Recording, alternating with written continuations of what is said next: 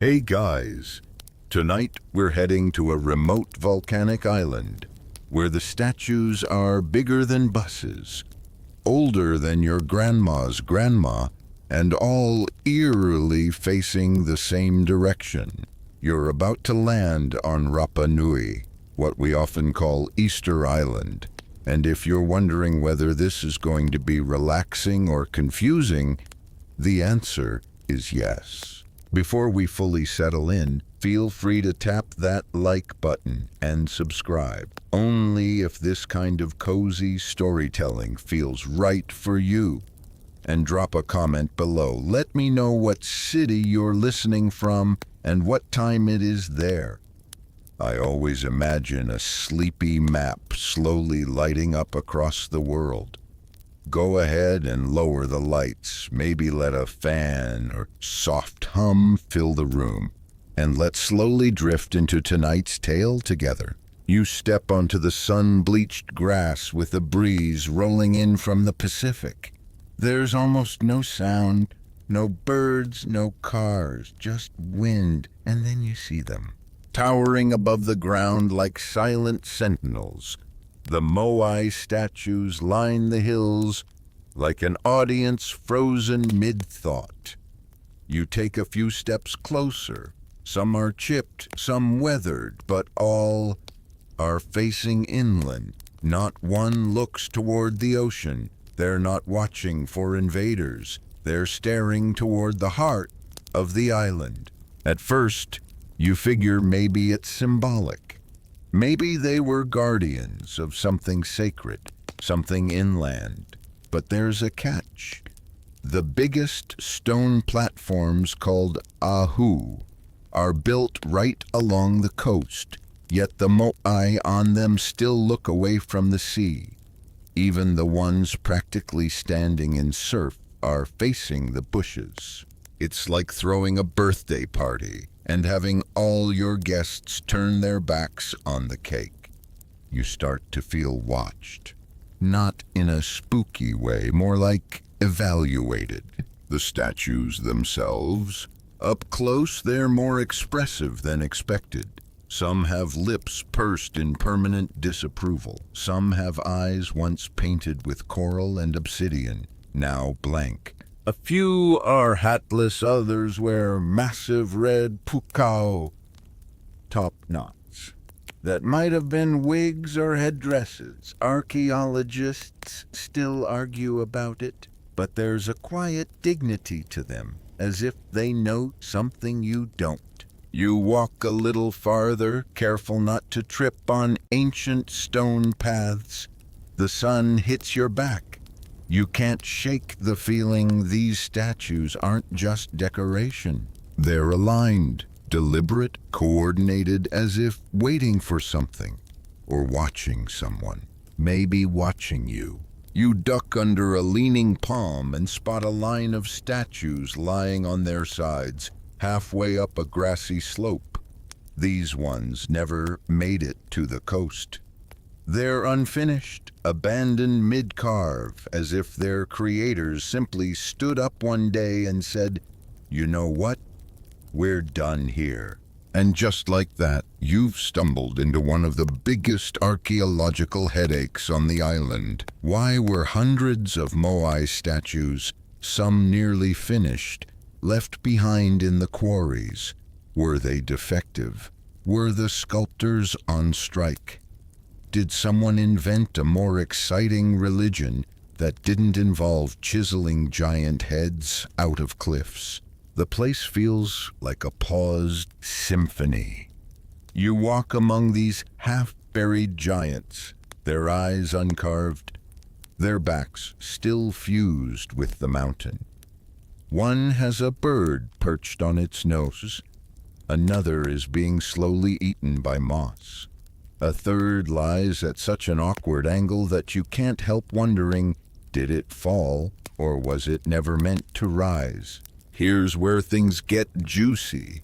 The Moai were carved at a place called Rano Raraku, a volcanic crater with the right kind of tough rock, soft enough to shape.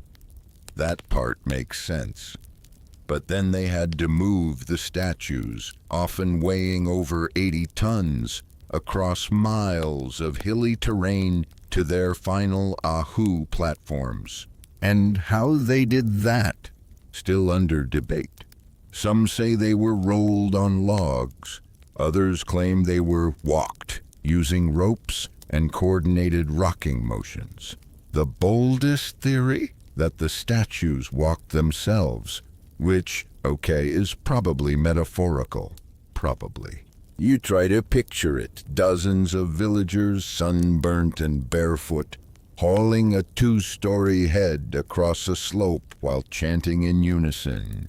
It's the kind of team-building exercise that would break most modern startups. And yet, some of these statues are so perfectly balanced, so intentionally shaped at the base, that even modern engineers admit the walking theory isn't completely bonkers. You crouch beside a toppled one and notice a faint carving at the neck, like a necklace maybe, or some kind of tattoo. No one knows what it meant. Maybe it was decorative, maybe it was a signature, or maybe it was a warning, this one's cursed, do not install. No one agrees. You wake up to the sound of distant waves, a faint breeze carrying the scent of salt and volcanic earth. You're standing near one of the platforms, the Ahu, where the Moai were eventually erected, staring into the stone faces of 7 solemn giants. These are the Ahu Akivi Moai, and they're different. Most Moai face inland, turned away from the ocean like they're ignoring a centuries-long beach party. But these, they face the sea. All 7 of them, perfectly aligned, perfectly mysterious. Scholars argue over this like it's a cosmic Sudoku puzzle. Some say the Ahu Akivi Moai represent the 7 original explorers of the island, and their gaze is fixed on their legendary homeland far across the ocean. Others suggest it's a kind of celestial compass, aligned with the spring and autumn equinoxes, their shadows stretching like clock hands across the earth. You watch the morning sun crawl up their chiseled backs. Their expressions are serene, distant, as if they're not watching the ocean but waiting for something to come out of it. And now the paradox deepens. If these 7 statues face the ocean, why do the rest turn their backs to it? Why does an entire island of stone guardians look inland? Some theories say it's symbolic. The Moai, being ancestral figures, were meant to watch over the villages, not the waves. That makes sense. Until you remember that some of these statues were placed where there weren't any villages. Others say it's about power. The bigger the statue, the more mana or spiritual energy it represented. Facing inward meant channeling that energy into the island. But then why make them so tall? Why build eyes no one would see? Unless you had a drone, which they definitely didn't. You take a step closer and realize these heads aren't just heads. They're torsos buried up to the neck. Underground, many Moai have bodies, hands, and even carved symbols no one had noticed for centuries. It's like discovering your garden gnome has legs and a full-time job. You start to wonder how much of the island's history is still buried, not just in dirt, but in interpretations.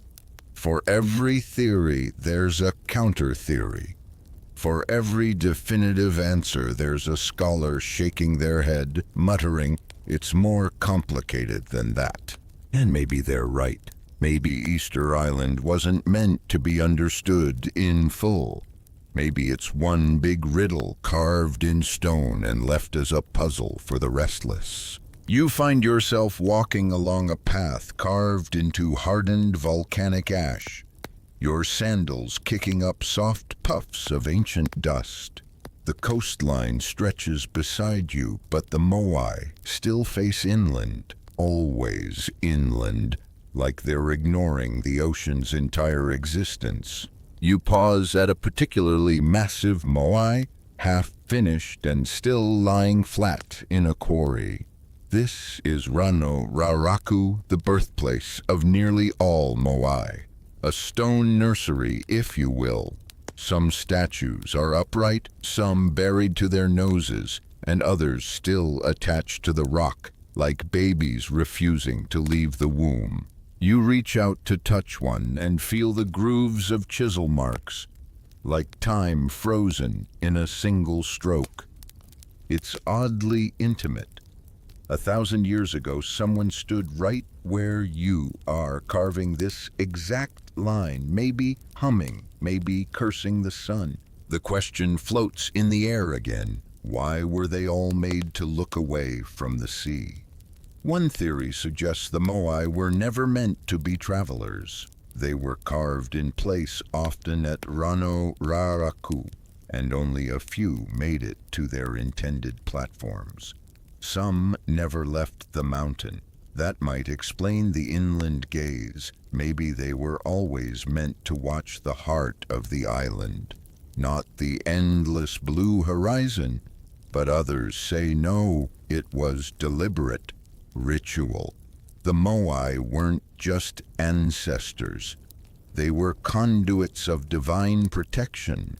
Facing villages, they served as stone guardians, absorbing danger and channeling blessings. You sit down on a rock and look around. The mountain behind you is littered with half-born giants. Some are tilted like they tried to get up, but changed their mind. Others lean at odd angles, eternally stuck in awkward naps. And then you spot it.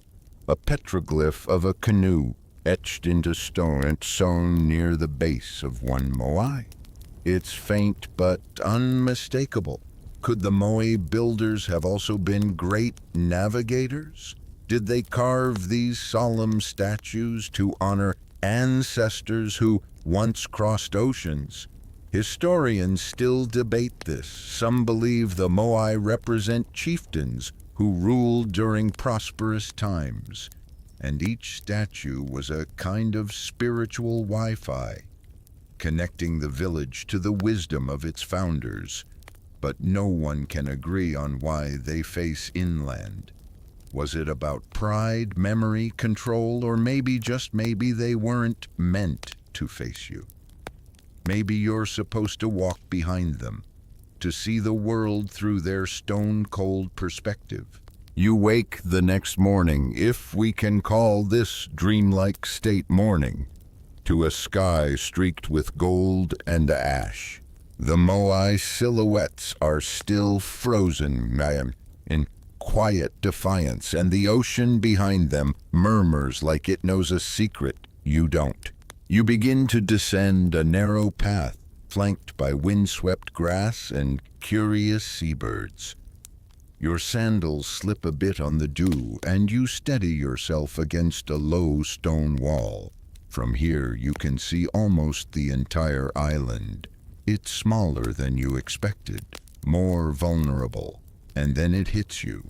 What kind of civilization sculpts hundreds of massive heads, some over 30 feet tall, on one of the most isolated islands on Earth? And why? You step into a clearing where a tour guide, who doesn't seem to notice you, gestures toward a diagram in the air. It's as if you've become a ghost, watching a reenactment. She explains how oral traditions say the Moai walked from the quarry to their ahu, or stone platforms. No wheels, no beasts of burden, just ropes, manpower, and a mystery. You squint toward the horizon. Could they have actually walked? One theory suggests that with careful rocking, left, right, left, the statues were walked upright inch by inch, like giant toddlers on training wheels. Another hypothesis argues that huge wooden sleds and rollers were used. But here's the issue. That would require a lot of trees.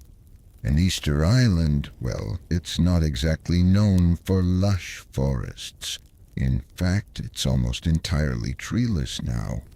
Historians are still fighting over what happened. One group says deforestation caused the civilization's collapse. They used up all their resources trying to move Moai. Another camp argues that rats, yes, rats, may have eaten all the palm seeds, sabotaging regrowth. You reach down and pick up a dark, flat stone. It's warm from the sun. You wonder how many hands have held it before.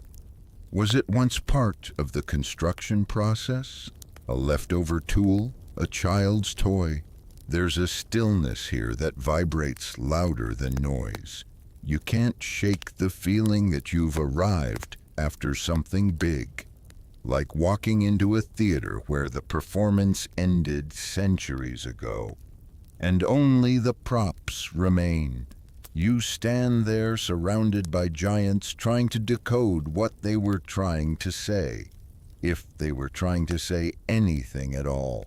You wander further inland where the wind softens and the hills roll like sleeping backs beneath a wool blanket. A single palm tree, oddly out of place, waves lazily at you from a ridge, as if it's the last survivor of a forest that forgot to come back. You reach a cluster of moai that never made it to their platforms. Some are half buried, others lie on their sides like they just gave up mid-journey. One in particular catches your eye, still attached to the quarry wall, its face emerging from the stone as if caught between thoughts. This is Rano Raraku, the birthplace of the Moai, a crater filled with abandoned dreams and half-chiseled giants. You run your fingers along a groove in the rock and try to imagine the hands that carved it, sunburnt, calloused, relentless. Most of the statues here face inland, backs turned to the sea, and here's the weird part, that's not an accident. On nearly the entire island, Moai look toward the center, not the horizon. It's as if they're guarding something inside the island, not watching out for something coming in. Some archaeologists believe the direction reflects a spiritual purpose. The Moai weren't meant to intimidate outsiders. They were placed to watch over villages, their gaze a protective force, a sacred presence. But others whisper a more chilling idea. Maybe they're not guarding the people. Maybe they're keeping something in. There's an unease that follows you as you pass the crater. You stumble on an old tool, a basalt pick, half buried in the dirt. It's lighter than you expect, fragile, like the people who made it. You pause near a toppled moai. Its features are worn but still expressed, thick lips, a long nose, a brow set with the stubborn pride. You imagine someone, centuries ago, carving that expression by firelight, thinking of a chief, a hero, a father. And then you notice something. Some of the statues have bodies, like actual torsos. They're not just heads. Most images only show the iconic faces, but beneath the soil, many moai extend deep underground, complete with arms, hands, even carvings on their backs. Why bury them? Was it intentional? Was it erosion? Another debate the scholars love to have. No definitive answer yet, just layers of dirt and theory. You sit on a rock and take a slow breath. Around you, ancient eyes, half-lidded, watching with impossible patience. You whisper something, maybe to them, maybe to yourself. It echoes faintly in the crater, and then silence. You step away from the crater, your shoes dusted in ancient soil. The path leads you toward a sparse patch of land, once covered in palm forests, now bare as bone. The sun hangs overhead like a slow-cooking lantern, and the ground crunches dryly beneath your feet. You pause beside a ring of stones, once a tree circle maybe, or maybe just a forgotten outline of something older. It's hard to tell. You kneel and pick up a fragment of dark wood, brittle and sharp like the memory of fire. Back in the day, way back, Easter Island was covered in lush trees. Massive palms, some over 50 feet tall, formed thick canopies. Birds nested in them, fruit grew wild, and the soil was rich and soft. But now, not a single native tree remains. Historians think those trees were cut to make sledges and rollers to move the Moai. Some believe the entire island was slowly deforested just to fulfill the stone statue obsession. Others say the trees disappeared due to invasive rats that ate the seeds before they could sprout. And then some say something else caused it. A deeper mystery. The tools the islanders used were stone. No metal, no wheels. Yet they managed to move statues weighing up to 80 tons. How? Some say they rocked them side to side like walking fridges. Others believe they were dragged on wooden sleds over log rollers. Either way, the wood mattered a lot. You imagine an islander, sweat on his brow, shouting in a language now nearly lost to time. Teams of men heaving, chanting, sliding a Moai across the ground like a stubborn god. But what happens when the trees are gone? The soil erodes, crops wither, birds vanish, and the people, once builders of giants, turn on each other. You find a petroglyph carved into a stone nearby. It's of a birdman, long-beaked, arms outstretched mid-transformation. Part human, part something else. Maybe this was a warning or a memory. You sit on a stone and take in the emptiness. The wind stirs the dust. There's a silence here that feels rehearsed, like the land itself is waiting for someone to apologize. You walk deeper into the heart of the island now, feet crunching over a faint trail of flattened grass. Ahead, nestled between two volcanic ridges, is a quarry, Rano Raraku. It looks more like a half-finished playground for gods than a worksite. Dozens of Moai lie scattered here, in every stage of completion. Some barely carved out of the stone wall, others fully formed but still stuck in the hillside like they gave up halfway through their birth. It's a graveyard of ambition, or maybe just a massive to-do list that history never got to finish. You run your hand along the edge of a Moai's nose, its sharp angles worn smooth by time. The eyes, empty sockets, once held coral and obsidian, now they simply stare through you. No one really knows how the islanders carved these giants so precisely. Stone tools, yes, but also intuition, ritual, and maybe a bit of celestial alignment. Some statues seem to point toward solstices, others toward ancestral homes. The whole place hums with purpose and uncertainty. And here's the strange part. Some Moai are buried vertically in the earth, with only their heads exposed. For decades, people thought they were just heads. But beneath, Full bodies, detailed arms, and even inscriptions carved into their backs. They weren't just watchers, they were whole beings, half submerged in time. Why bury them? Was it symbolic, protective, or did the quarry simply get tired? You pick up a fragment of carved basalt from the grass. There's a groove worn into it, maybe a chisel mark, maybe just erosion. You hold it in your hand and think, someone stood here centuries ago under the same sun, chipping away at stone for a reason we still don't fully understand. Some scholars believe this site wasn't just industrial, it was sacred. Carving a Moai wasn't it was a ceremony, a connection to ancestors and gods.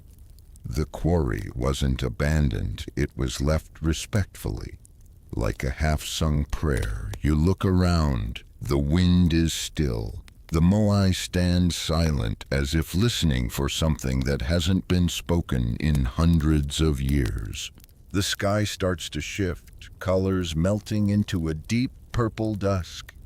You've wandered further than you thought, now standing on a coastal cliff where the sea stretches endlessly. Below, waves slam against the rocks with a rhythm that feels ancient, like the heartbeat of the island itself. Here you meet an elder, not in the flesh, but in spirit, represented by a circle of stones and a set of petroglyphs etched into a flat rock. Sea turtles, canoes, and a single figure with long arms outstretched. The locals call him Make, the creator god. He's not just a deity, he's the center of the islanders' mythology, rituals, and surprisingly competition. You learn about the Birdman cult. Once a year, elite warriors would race down these cliffs, swim to a jagged offshore islet, and retrieve the first sooty tern egg of the season. The winner didn't just gain prestige. He became the Tangata Manu, the Birdman, and held sacred authority for a year. Political power, not so much, but spiritual influence, absolutely. And here's where it gets strange again. Even during the height of this cult, the Moai had already stopped being built. Why did the people shift their beliefs from giant stone ancestors to bird-related competitions? Did the gods fall out of favor, or did the people just get tired? Anthropologists suggest environmental collapse, resource scarcity, and internal conflict may have led to this shift. Others say it was just the island adapting, evolving, finding new ways to connect with the divine. Either way, the stone giants watched silently as culture reshaped around them. You sit on the edge of the cliff and look out over the Pacific. The air tastes like salt and legend. In the distance, that jagged islet still stands. No eggs today, just wind, history, and maybe a whisper of make, riding the spray like a forgotten god with something left to say. You're now standing at the base of one of the island's most famous Moai, Ahu Tongariki. The sky is a pale orange, and the Moai cast long shadows behind them like ancient timekeepers marking the end of another day. You tilt your head back and look up at them, all facing inland with their chiseled jaws and silent stares. At this point in the journey, you've probably asked it a dozen times, why do they all face inland? Some say it's simple. They were guardians, watching over the people, not the sea. Others say they marked sacred kits or clan territories, acting like spiritual CCTV for an entire community. Then there's the emotional explanation. Maybe the people just wanted to be watched by their ancestors. to never feel alone. But not all Moai face inland. On the outer edge of the island, at a sacred site called Ahu Akivi, there are 7 statues that face the ocean. And that, of course, complicates everything. Ahu Akivi's Moai are said to represent 7 explorers sent by a Polynesian king to scout the island before it was settled. Facing the sea, they might be welcoming future travelers, or watching for someone or something that never returned. You crouch by the soft grass near their base and imagine, what if they were waiting for you? What if these stone giants, for all their weight and silence, were not just monuments but messages? Not declarations of power, but invitations to remember something lost. Maybe the answer was never in the statues at all. Maybe it was always in the people, the way they built, changed, adapted, the way they carved their beliefs into rock. Even when those beliefs shifted over time, you take one last look as dusk settles in fully. The Moai don't blink, but you feel like they're still watching. And now you're still. The journey is done, but your thoughts drift like sea mist around those silent statues. The Moai remain where they've always been, firm, still, timeless. You, on the other hand, have wandered through centuries tonight, barefoot across volcanic plains, guided by questions older than language. Out there in the Pacific, the island sleeps. The wind moves gently through the grass, just enough to remind you that the world too breathes. History doesn't always shout. Sometimes it hums. Sometimes it just watches patiently, like a stone face under the stars. So rest easy. The statues are watching the land, and tonight they've watched you too. Full story complete. Good night.